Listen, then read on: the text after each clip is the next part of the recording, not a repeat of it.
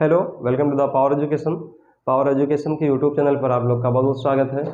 उम्मीद करते हैं आप स्वस्थ होंगे, मस्त होंगे और पढ़ाई कर रहे होंगे। तो आज के सेशन में हम डिस्कस करेंगे क्लास 12 फिजिक्स चैप्टर 3 हमारा है इलेक्ट्रिक पोटेंशियल वैद्युत विभव।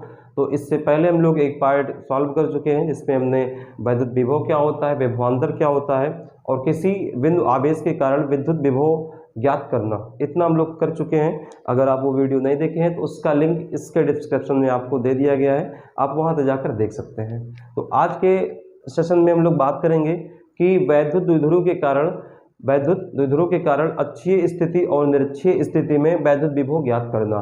तो सबसे पहले हमारे पास क्या है कि वैद्युत द्विध्रुव के कारण अक्षीय स्थिति में विभव ज्ञात करना। तो हम लोग सबसे पहले क्या मान लेते हैं कि हमारे पास कोई वैद्युत द्विध्रुव ए बी है। हमारे पास एक वैद्युत द्विध्रुव ए बी है, ये ए है और बी है, जिस पर बराबर परंतु विपरीत आवेश है। एक पर हमने मान लिया Q, दूसरे पर क्या मान लिया प्लस Q। अब यहाँ से क्या हो जाएगा, बराबर परंतु विपरीत आवेश है और इस द्विध्रुव का जो मध्य बिंदु है वो O है। द्विध्रुव का मध्य बिंदु क्या है, O है। और द्विध्रुव के बीच की टोटल दूरी क्या होती है, 2L होती है, 2L होती है। तो ये मध्य बिंदु है, मतलब ये वाली दूरी L हो गई और ये वाली दूरी भी क्या हो गया है, L हो गया। अब इसके बाद हमसे क्या बोला गया है, या हम ऐसा मान लें कि इस द्विध्रुव के मध्य बिंदु O से, द्विध्रुव के मध्य बिंदु O से R दूरी पर एक बिंदु P है। R दूरी पर एक बिंदु क्या है, P है। और इस बिंदु P पर हमें वैद्युत विभव ज्ञात करना है। इसको हम चाहें तो ऐसे मिला सकते हैं। तो यहाँ तक अभी हमने क्या किया कि माना एक द्विध्रुव या वैद्युत द्विध्रुव ए बी है जिस पर बराबर परंतु विपरीत आवेश है और जिनके मध्य की अल्प दूरी क्या है, 2L है, 2L है। अब द्विध्रुव के मूल बिंदु या मध्य बिंदु O से R दूरी पर एक बिंदु P है जिस पर हमें वैद्युत विभव को ज्ञात करना है। तो सबसे पहले क्या कर लें, हम लोग मान लेते हैं कि जो हमारे पास Q1 आवेश है, या सॉरी -Q आवेश है, इसके कारण बिंदु P पर विभव V1 है। और जो हमारे पास ये आवेश Q प्लस में है, इसके कारण बिंदु P पर विभव क्या है, V2 है। तो अब हमें सबसे पहले -Q के कारण और +Q के कारण बिंदु P पर विभव ज्ञात कर ले। फिर उसके बाद क्या करेंगे, बिंदु P पर परिणामी विभव क्या आएगा। अब विभव कैसी राशि, अदिश राशि है और अदिश राशि का परिणामी हम लोग बीजगणितीय योगफल जैसा कर लेते हैं, मतलब V बराबर आ जाएगा V1 + V2। तो सबसे पहले यहाँ पर हम लोग क्या लिख दें कि -Q आवेश के कारण, -Q आवेश के कारण बिंदु P पर विभव बराबर, तो बिंदु P पर विभव बराबर क्या होगा, फार्मूला हमारे पास क्या होता है, V बराबर 1/4πε0 Q/R। ठीक है। तो सबसे पहले R का मतलब क्या हो गया, इस आवेश से इस बिंदु के बीच की दूरी। तो इसको हम लोग कैसे निकालेंगे, यहाँ से हमारे पास क्या आएगा, देखो ये दूरी क्या है, R है, इतनी दूरी क्या है, L है। तो यहाँ से टोटल दूरी क्या हो जाएगी, R + L। इतनी दूरी क्या है, R है, इतनी क्या है, L है, ये वाली L है। टोटल क्या हो गया, R + L। तो यहाँ से जो हमारा -Q आवेश है, इसके कारण बिंदु P की दूरी क्या हो गई, R + L। उसके बाद दूसरा हमारा क्या है, +Q। तो यहाँ से दूरी क्या होगी, देखो पूरी दूरी क्या है, R है, इतनी दूरी L है। तो अगर पूरे वाले में से R में से L घटा दें तो ये बचेगा। तो ये हमारा क्या हो जाएगा, इसको लिख देते हैं R - L। तो +Q आवेश के कारण बिंदु P पर जो दूरी आएगी क्या हो जाएगी, R - L हो जाएगी। अब यहाँ से सबसे पहले हम लोग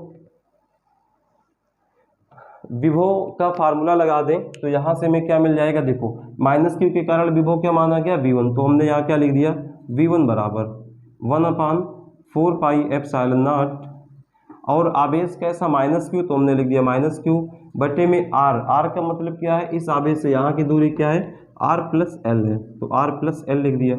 अब क्या करेंगे, अब हम लोग लिखेंगे +Q आवेश के कारण बिंदु P पर विभव।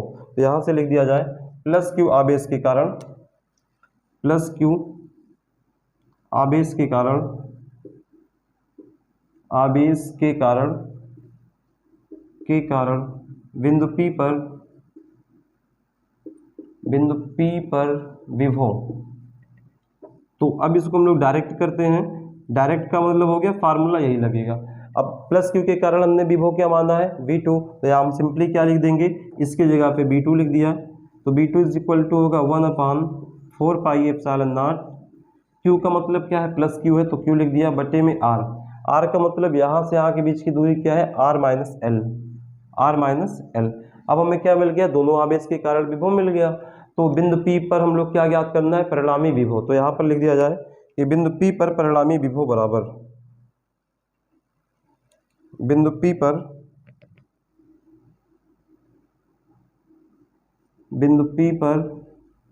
परिणामी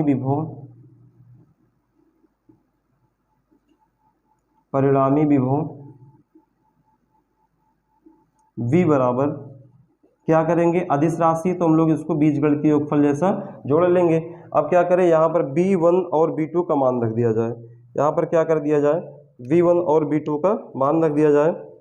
तो अगर हम लोग V1 B2 का मान रखेंगे तो हमें क्या मिल जाएगा, V बराबर थोड़ा ध्यान से देखना, V1 B2 में हमारा 1/4 pi epsilon not, 1/4 pi epsilon not, और Q क्या है कॉमन है। तो यहाँ से हम या ऐसा लिख दें हम लोग, V1 का मान क्या है 1/4 pi epsilon not minus Q बटे में R प्लस एल, ब्रैकेट में लिख दिया R प्लस एल, प्लस में V2 का मान क्या है 1/4 pi epsilon not, 1/4 pi epsilon not, Q बटे में क्या है R माइनस एल, तो हमने ब्रैकेट में लिख दिया R माइनस एल।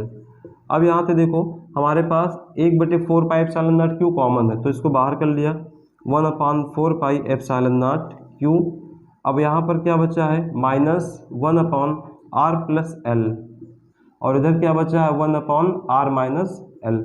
अब सिंपली हम लोग इसका क्या कर लेंगे, इसको हम लोग सॉल्व करेंगे। तो इसका एलसीएम ले लिया जाए, तो एलसीएम लेने पर हमें क्या मिल जाएगा, यहाँ से बराबर 1/4 pi epsilon not into Q। देखो इसका यहाँ गुणा करवाएंगे तो क्या आएगा माइनस R माइनस एल, और ये वाला हमारा क्या हो जाएगा प्लस R प्लस एल, और बटे में आ गया R मतलब A plus B A minus B, formula क्या बनता है A square minus B square, इसका मतलब हो गया R स्क्वायर माइनस में एल स्क्वायर। अब यहाँ से आगे हम लोग सॉल्व करेंगे तो आगे में क्या मिल जाएगा कि V बराबर 1/4 पाई एप्सिलॉन नॉट, यहाँ Q है। अब देखो आगे आएगा, ब्रैकेट सॉल्व करेंगे, plus minus minus R minus minus plus L, और यहाँ क्या है प्लस R प्लस एल, बटे में आ गया देखो R square minus L square. अब L की वैल्यू क्या होती है, L की वैल्यू जो है R के अपेक्षा बहुत छोटी है, क्योंकि L क्या होता है बहुत सूक्ष्म होता है, ये दोनों आवेश बहुत पास होते हैं। R हमने क्या लिया है बड़ी दूरी पर लिया, तो यहाँ से लिख दें कि जो L है वो very less than to R होगा। इसका मतलब क्या हो गया कि R की अपेक्षा L का मान बहुत छोटा है, तो L स्क्वायर का मान लगभग 0 हो जाएगा। तो यहाँ हम L की वैल्यू क्या रख दें 0, तो क्या बचेगा R स्क्वायर। अच्छा यहाँ देखेंगे तो R से R क्या हो गया कैंसिल हो गया, तो V बराबर हमें क्या मिल गया 1/4 पाई एप्सिलॉन नॉट, और ये देखो क्या है L हो गया 2L, तो ये हो गया Q इंटू 2L बटे में R स्क्वायर। और हम लोग जानते हैं कि Q इंटू 2L बराबर किसके होता है P के होता है, यहाँ से हमें मिल गया 1/4 pi epsilon not, Q into 2L का मान हो गया P बटे में R स्क्वायर। तो ये हमारा क्या हो गया फार्मूला हो गया अक्षीय स्थिति में वैद्युत विभव का, ठीक है। V बराबर क्या आ गया 1/4 पाई एप्सिलॉन नॉट P बटे में R स्क्वायर। इस प्रकार से अक्षीय स्थिति में किसी वैद्युत द्विध्रुव के कारण अक्षीय स्थिति में जो विभव आता है V बराबर 1/4 पाई एप्सिलॉन नॉट P बटे R स्क्वायर। तो यहाँ से V बराबर हमें क्या मिल गया, V बराबर 1/4 पाई एप्सिलॉन नॉट Q बटे में R स्क्वायर। यह आपका हो गया है वैद्युत द्विध्रुव के कारण अक्षीय स्थिति में वैद्युत क्षेत्र या अक्षीय स्थिति में वैद्युत विभव का फार्मूला। अब अगर इसी में हमसे बोल दिया जाए किसी माध्यम के लिए, तो यहाँ पर क्या लिख दें माध्यम के लिए,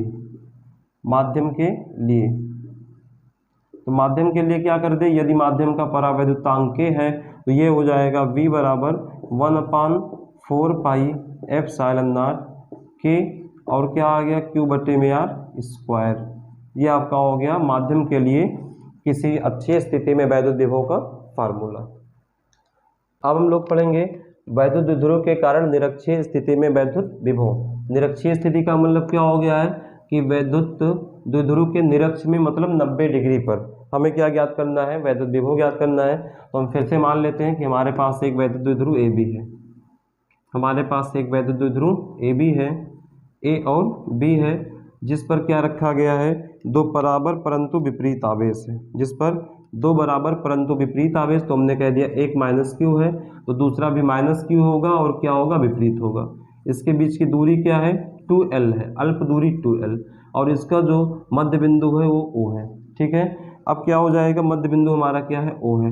अब यहाँ से हम बोल सकते हैं कि इस द्विध्रुव के मध्य बिंदु या इस द्विध्रुव के लंब अर्धक O से R दूरी पर एक बिंदु P है, R दूरी पर एक बिंदु क्या है, P है, जिस पर हमें वैद्युत विभव को ज्ञात करना है, जिस पर हमें वैद्युत विभव ज्ञात करना है। तो अब सबसे पहले हम लोग क्या कर लें, सबसे पहले हम लोग ये कर लेते हैं कि इस आवेश से इस बिंदु के बीच की दूरी पता कर लें। तो हम क्या कर लें कि इस पॉइंट A को हमने मिला दिया P से और यहाँ से B को हमने मिला दिया P से।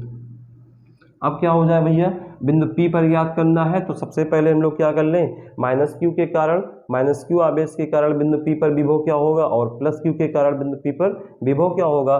तो इसके लिए हम लोग क्या बोलते हैं कि जो माइनस क्यू है इसके कारण बिंदु P पर विभव V1 है और प्लस क्यू के कारण हमने क्या मान लिया है, V2 मान लिया। अब दूसरी चीज़ क्या होती है कि जिस आवेश के कारण जिस बिंदु पर हमें विभव ज्ञात करना है उस बिंदु के बीच की दूरी चाहिए। तो देखो अब हम लोग यहाँ से यहाँ के बीच की दूरी ज्ञात कर ले तो क्या करेंगे, टोटल दूरी क्या है, 2L है, ये क्या हो जाएगा आपका L हो जाएगा, ये भी आपका क्या है L है, ये दूरी क्या है R, ये कोण बन रहा 90। इसका मतलब क्या हो गया कि हमारे पास जो AOP त्रिभुज है, त्रिभुज AOP वो क्या है, समकोण त्रिभुज है, समकोण त्रिभुज है। और समकोण त्रिभुज में हम लोग क्या लगा सकते हैं, पाइथागोरस प्रमेय, कर्ल स्क्वायर बराबर आधार स्क्वायर प्लस लंब स्क्वायर। तो यही वाली वैल्यू मिल जाए तो यही क्या हो जाएगा, माइनस क्यू आवेश से बिंदु P के बीच की दूरी। तो यहाँ से क्या लिख दे, AP स्क्वायर बराबर क्या आ जाएगा, AO स्क्वायर या OA स्क्वायर और प्लस में क्या हो गया, OP स्क्वायर, प्लस में क्या है OP स्क्वायर। अब यहाँ से क्या आ गया, OA का मान क्या है, L है, L स्क्वायर प्लस में ये वाला क्या है R स्क्वायर। तो यहाँ से AP बराबर कितना आ गया, AP बराबर आ गया √L स्क्वायर प्लस में R स्क्वायर। इसका मतलब क्या हो गया, ये वाली जो दूरी है क्या मिल गई, √L square plus R square. अच्छा यही चीज़ हम लोग यहाँ भी सॉल्व कर सकते हैं, तो इधर वाली दूरी भी क्या आ जाएगा, √L स्क्वायर प्लस में R स्क्वायर। अब बच्चों हम सिंपली क्या कर लें कि हम लोग माइनस क्यू आवेश के कारण बिंदु P पर विद्युत विभव ज्ञात कर लेते हैं। तो यहाँ पर लिख दें माइनस क्यू आवेश के कारण, माइनस क्यू आवेश के कारण बिंदु P पर विभव, तो विभव का फार्मूला कैसे लिखेंगे, V बराबर 1/4 पाई एप्सिलॉन नॉट Q बटे R से लिखेंगे। तो यहाँ से हमारे पास क्या आ जाएंगे, अच्छा माइनस क्यू के कारण विभव क्या माना, V1, तो ये हो गया V1 बराबर 1/4 पाई एप्सिलॉन नॉट, Q का मतलब क्या हो गया माइनस क्यू बटे में R का मतलब क्या है, इसके बीच की दूरी, तो ये आपका square root of L square plus R square. ठीक है, अब हम लोग क्या कर लें, अगला हमारे पास क्या है कि प्लस क्यू आवेश के कारण बिंदु P पर दूरी। तो यहाँ से हमारे पास क्या आएगा, प्लस क्यू आवेश के कारण, प्लस क्यू आवेश के कारण, आवेश के कारण बिंदु P पर विभव। तो बिंदु P पर विभव क्या हो जाएगा, प्लस क्यू आवेश के कारण V2 माना गया है, तो बिंदु P पर V2 बराबर हो गया, V2 बराबर 1/4 पाई एप्सिलॉन नॉट Q बटे में R, R का मतलब क्या हो गया, √L स्क्वायर प्लस में R स्क्वायर। अब इसके आगे बच्चों क्या आ जाएगा, बिंदु P पर हमें परिणामी विभव ज्ञात करना है, तो बिंदु P पर परिणामी विभव क्या हो जाएगा, दोनों विभव के बीजगण के योगफल के बराबर होगा। तो यहाँ से लिख सकते हैं बिंदु P पर परिणामी विभव तो परिणामी विभव V बराबर क्या होगा, V1 प्लस V2। अब क्या करेंगे हम लोग, V1 और V2 का मान रखेंगे, तो यहाँ से आ गया V बराबर, देखो V1 का मान क्या है, 1/4πε0 माइनस क्यू बटे में under root L square plus R square. V2 का मान क्या है, 1/4πε0 क्यू बटे under root L square plus R square. इसका मतलब क्या हो गया, V1 और V2 बराबर है, लेकिन चिन्ह क्या है, विपरीत है। इसका मतलब दोनों क्या हो जाएंगे, कट के 0 हो जाएंगे। तो यहाँ से हम लोग लिख देते हैं, इसको थोड़ा इरेज कर रहे हैं। ये हमारे पास क्या आएगा, V बराबर V1 का मान हमारे पास क्या है, अच्छा प्लस माइनस क्या हो जाएगा, इस माइनस को आगे लिख देते, तो -1/4πε0 क्यू बटे में under root R square plus L square, और प्लस में आगे क्या आ गया, दूसरा वाला V2 का मान क्या है, 1/4πε0 और क्या है, क्यू बटे में under root L square plus R square, Q बटे में under root L square plus R square. अब देखो ये दोनों हमारे बराबर, परंतु चिन्ह क्या है, विपरीत है, तो प्लस माइनस होने के कारण ये क्या हो जाएंगे, शून्य हो जाएंगे। इसका मतलब क्या हो गया कि वैद्युत द्विध्रुव के कारण जो निरक्षीय स्थिति में वैद्युत विभव का फार्मूला आता है वो V बराबर क्या हो जाएगा, शून्य हो जाएगा। ठीक है, इस प्रकार हम लोग अक्षीय और निरक्षीय स्थिति का फार्मूला प्राप्त कर लिए हैं। और अब पढ़ेंगे हम किसी भी बिंदु पर अगर हमें ज्ञात करना हो, जो इसका व्यापक फार्मूला है, और व्यापक फार्मूला आपके सिलेबस में नहीं है। तो अब हम लोग क्या पढ़ेंगे, वैद्युत द्विध्रुव के कारण किसी बिंदु पर विभव ज्ञात करना।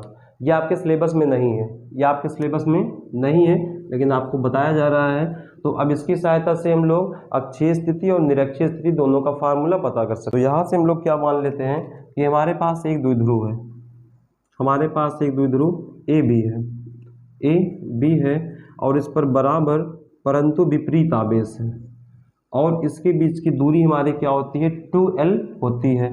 अब क्या मान लेते हैं कि इस द्विध्रुव के मध्य बिंदु O से थीटा कोण बनाते हुए एक बिंदु P है, थीटा कोण बनाते हुए ये हमारा O है, ये हमारा बिंदु O है, और ये क्या है, थीटा कोण बनाते हुए एक बिंदु P है, और इस बिंदु P पर हमें वैद्युत विभव को ज्ञात करना है। तो अब हम लोग क्या कर लें, अब हम लोग को जिस बिंदु पर विभव ज्ञात करना होता है तो पहले हम लोग आवेश से उसको मिला देते हैं। तो यहाँ से हमने इस आवेश को बिंदु P से मिला दिया, और दूसरे वाले प्लस Q आवेश को हमने बिंदु P से मिला दिया। अब देखो यहाँ से इस आवेश से इस बिंदु के बीच की दूरी हमें चाहिए, और इस आवेश से इस बिंदु के बीच की दूरी चाहिए। तो अब देखो यहाँ से ये वाली दूरी हमारी क्या, R है, ये दूरी क्या है, स्मॉल r। तो अब भैया यहाँ से हम क्या कर लें, हम देखो ये वाली दूरी हमारी ज़्यादा है, ये दूरी कम है, तो हम लोग BP के बराबर एक पॉइंट PC लेते हैं। मतलब जो दूरी ये वाली है उसी के बराबर PC ले लिया, और C से हमने क्या कर दिया है, B पर हमने लंब डाल दिया। लंब का मतलब क्या हो गया, एंगल 90 का बना। तो यहाँ सबसे पहले अभी हमने क्या लिया कि BP बराबर क्या है हमारा, CP है। तो अभी यहाँ पर लिख देते हैं कि BP बराबर, सिंस BP बराबर CP। अब इसका मतलब क्या है कि अगर हम लोग ये वाली दूरी पता कर ले CP, तो CP BP के बराबर, मतलब ये वाली भी दूरी हमें पता चल जाएगी। अब इधर हम क्या करते, थोड़ा इधर देखिए, ये वाली दूरी क्या बहुत ज़्यादा है, ये दूरी क्या बहुत ज़्यादा है, ये दूरी कम है। तो अब क्या कर लें कि AP के बराबर हम लोग एक पॉइंट खींच लेते हैं, और यहाँ पर बोल देते हैं DP। तो क्या कर दें, DP का मतलब इसको थोड़ा सा हम बढ़ा देते हैं, इसको हमने थोड़ा सा बढ़ा दिया, ये हो गया D, और यहाँ से हम इसको A पर क्या डाल दें, एक लंब डाल देते हैं, एक हमने क्या डाल दिया, लंब डाल दिया। तो अब इस कंडीशन में जो हमारा AP है वो DP के बराबर हो गया। तो यहाँ से हमने क्या लिख दिया, AP बराबर DP। अब ऐसे इसे करने से फ़ायदा क्या होगा, इसे करने से फ़ायदा ये होगा कि अगर हमने ये वाली दूरी पता कर ली यहाँ से यहाँ तक, तो ये वाली दूरी दोनों बराबर है, तो ये -Q से बिंदु P के बीच की दूरी हमें मिल जाएगी। अब चलिए ठीक है, देखो अब हमें क्या है, सबसे पहले इस वाले आवेश के बीच की दूरी चाहिए, मतलब BP का मान चाहिए, और BP किसके बराबर है, CP के। तो अगर हम लोग को CP का मान पता चल जाए तो हम लोग क्या करेंगे, हमें BP का मान भी पता चल जाएगा।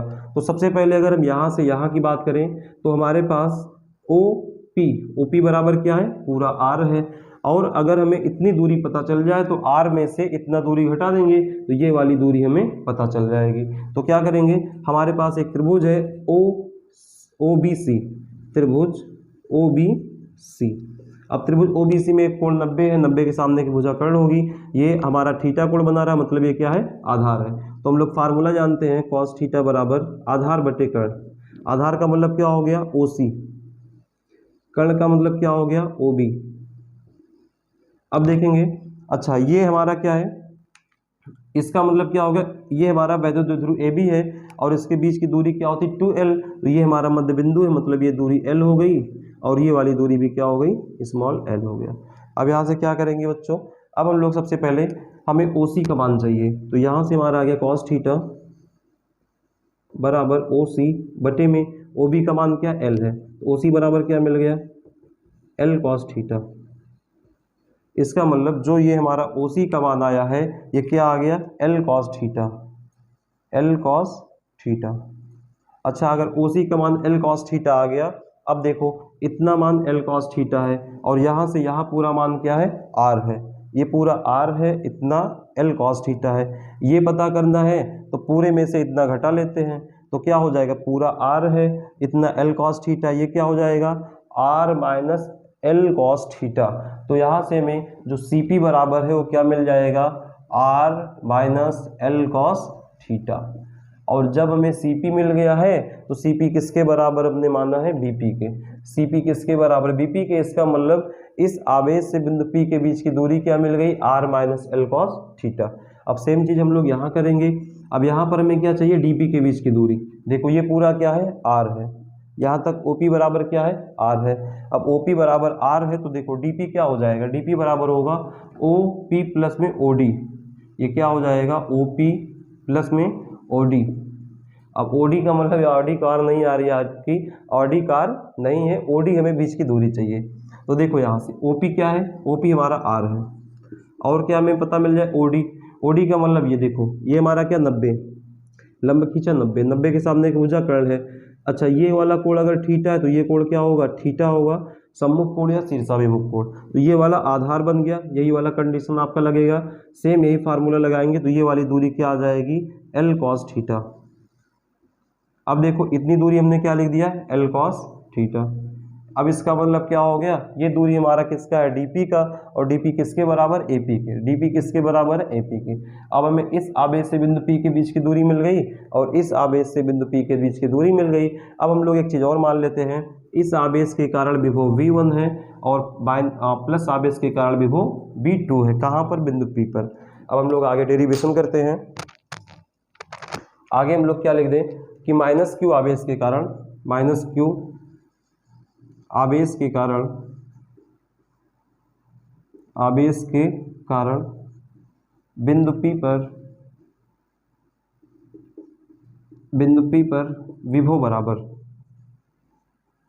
विभव, तो बिंदु P पर विभव हमने क्या माना V1, तो V1 बराबर क्या होता है 1/4 pi epsilon not Q minus Q बटे में R का मतलब क्या हो गया, AP के बीच की दूरी क्या है, ये देखो R plus L cos theta, R plus L cos theta.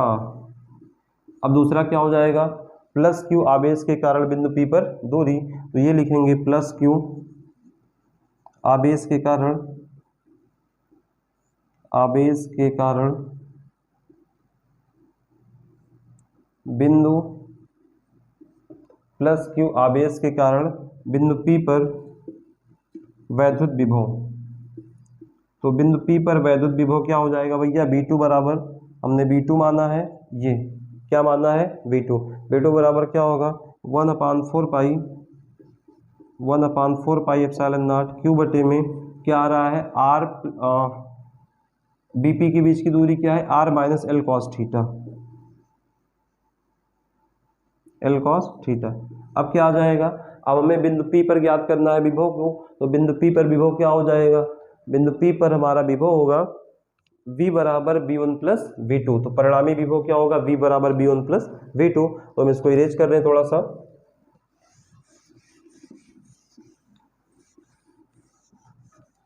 अब लिख दिया जाए कि बिंदु P पर बिंदु P पर परिणामी विभव परिणामी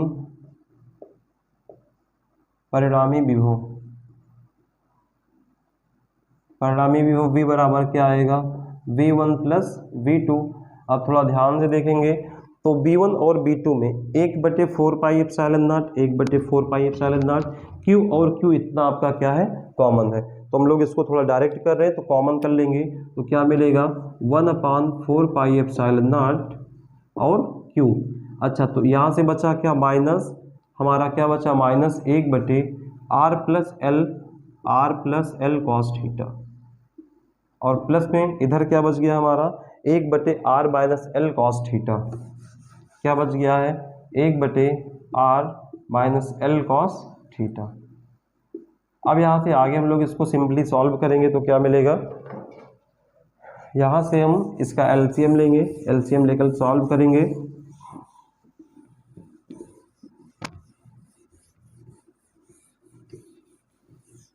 चलिए अब हमें क्या करना है, यहाँ पर हम लिखते हैं बराबर 1/4 पाई एप्सिलॉन नॉट Q।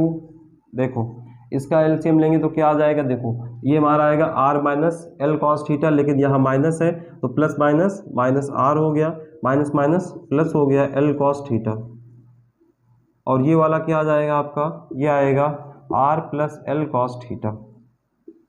बटे में क्या मिलेगा हमें, बटे में मिल गया भैया कि r plus L cos theta, r minus L cos theta बराबर क्या हो जाएगा, ये हमारा हो जाएगा एक ब्रैकेट में आर स्क्वायर माइनस में एल कॉस थीटा। इसका मतलब हो गया ए प्लस बी, ए माइनस बी बराबर ए स्क्वायर माइनस बी स्क्वायर, मतलब आर स्क्वायर और माइनस में L square cos square theta. तो यहाँ से देखो कुछ आपका कैंसिल आउट हो रहा, आर से आर कट गया, यहाँ क्या बचा आपका बराबर 1/4 पाई एप्सिलॉन नॉट Q। देखो ये आपका एल कॉस थीटा क्या आ गया 2L cos theta, 2L cos theta बटे में देखो R square minus L square, R square minus L square cos square theta है।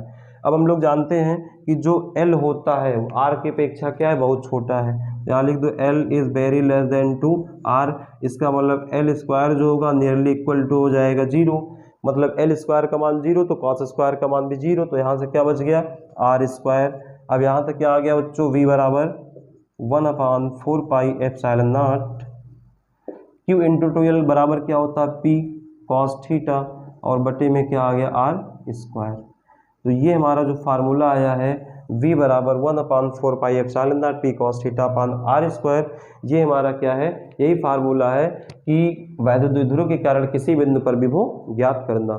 अब इसको हम लोग मान लेते हैं इक्वेशन स्टार, क्या मान लें इक्वेशन स्टार मान लेते हैं, और इसमें 2 पॉइंट हम लोग कुछ करते हैं तो इसको आप आसानी से स्क्रीनशॉट लेकर नोट कर लें। तो अब हमारे पास क्या आएगा, अब हम लोग मान लेते हैं कि इस फार्मूले की सहायता से हमें अच्छी स्थिति में, अगर मान लो अच्छी स्थिति का फार्मूला हमें ज्ञात करना है तो कैसे करेंगे। तो अच्छी स्थिति में का मतलब क्या हो गया कि जैसे हम लोग कोई द्विध्रुव लेते थे, क्या है अच्छी स्थिति में, अच्छी स्थिति में, तो अच्छी स्थिति का मतलब क्या हो गया कि हमने कहा कि हमारे पास कोई द्विध्रुव ए और बी है, और इसी के सीध में हमने एक बिंदु पी लिया था जिस पर विभव ज्ञात करना था, मतलब इसी के अक्ष पर। तो यहाँ पर एंगल कितना बन रहा है, थीटा बराबर 0। तो थीटा बराबर 0 का मान हम लोग रख दें समीकरण स्टार में, मतलब यहाँ पर क्या लिख दें, so by equation star, so by equation star. तो सो बाई इक्वेशन स्टार का मतलब क्या हो गया कि हम थीटा का मान इस समीकरण में क्या रखें 0, तो हमें मिल जाएगा v is equal to 1/4 pi epsilon naught P cos 0, theta की वैल्यू 0 मतलब P cos 0 upon R square, और कॉस 0 की वैल्यू क्या होती है 1 होती है, तो यहाँ से मिल गया 1/4 पाई एप्सिलॉन नॉट P अपान R स्क्वायर। और ये हमारा फार्मूला क्या है, अच्छी स्थिति में वैद्युत क्षेत्र की वैद्युत विभव ज्ञात करना, किसके कारण, वैद्युत द्विध्रुव के कारण। दूसरा हमारे पास क्या, निरक्षीय स्थिति में, तो यहाँ पर क्या लिख दूँ निरक्षीय, निरक्षीय स्थिति में क्या मिलेगा हमें, निरक्षीय स्थिति में भी क्या मिलता है, निरक्षीय का मतलब क्या हो गया कि अगर हमारे पास वैद्युत द्विध्रुव है और इस वैद्युत द्विध्रुव के लंब अर्धक से r दूरी पर एक बिंदु P है, मतलब यहाँ थीटा बराबर कितना बन रहा है 90, तो थीटा बराबर हम क्या रख दें 90 रख देते हैं। कहाँ पर रखेंगे, सो बाई इक्वेशन स्टार में, सो बाई इक्वेशन स्टार, स्टार का मतलब यहाँ थीटा बराबर 90 रखेंगे तो क्या मिलेगा, v बराबर 1/4 pi epsilon naught p cos 90, p cos 90 बटे में क्या आ गया r स्क्वायर। अब हम जानते हैं cos 90 की वैल्यू क्या होती है, 0 होती है। cos 90 की वैल्यू क्या आ गई, 0 आ गई, तो b बराबर किसी संख्या में 0 से गुणा कराएंगे क्या मिल जाएगा, 0 मिल जाएगा। तो इस प्रकार जो हमारा व्यापक फार्मूला है, जो किसी बिंदु का विभव का फार्मूला है, with the help of this formula हम अक्षीय स्थिति और निरक्षीय स्थिति का फार्मूला जनरेट कर सकते हैं। तो इस प्रकार से आज के सेशन में हम लोगों ने अक्षीय स्थिति, निरक्षीय स्थिति और किसी बिंदु पर विभव ज्ञात करना हम लोगों ने पढ़ा। तो अब इसके आगे जो हमारा पार्ट बचा हुआ है उसको हम लोग अगले सेशन में करेंगे, और एक सेशन मतलब तीसरा पार्ट आएगा, उसमें पूरा चैप्टर समाप्त हो जाएगा। और आप पढ़ाई मन लगा के करते रहिए, और चैनल पर नए हैं तो चैनल को सब्सक्राइब कर लें और बेल आइकन प्रेस कर लें, जिससे आपको आने वाले सारे वीडियो के नोटिफिकेशन मिल जाएं। तो मिलते हैं हम अपने अगले सेशन में, तब तक के लिए आप हंसते रहिए, मुस्कुराते रहिए, पढ़ाई करते रहिए। जय हिंद।